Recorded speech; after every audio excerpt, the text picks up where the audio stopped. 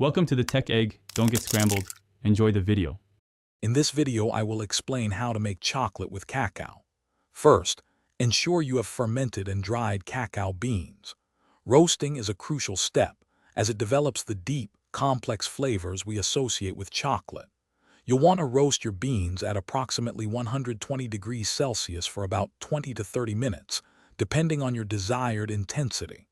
This process transforms the raw beans into aromatic, flavorful kernels ready for the next stage. After roasting, it's time for winnowing.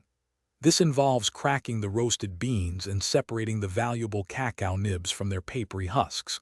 A simple method is to crush them gently and then use a fan or your breath to blow away the lighter husks. Once you have clean nibs, grind them in a melanger or a powerful food processor until they transform into a smooth, flowing chocolate liquor. This can take several hours. Now we move to conching, a vital step for texture and flavor development.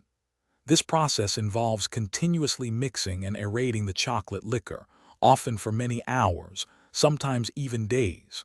During conching, you'll incorporate your desired amount of sugar, typically 25 to 35% of the total weight, and any other ingredients like vanilla or milk powder.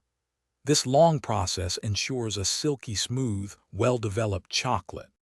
The final steps are tempering and molding. Tempering is essential for shiny, snappable chocolate that resists blooming.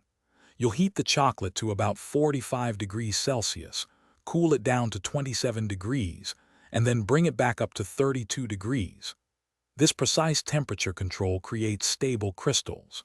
Finally, pour your perfectly tempered chocolate into molds and let it cool and solidify, revealing your homemade chocolate bars. Thanks for watching. Consider subscribing if I helped unscramble your problems.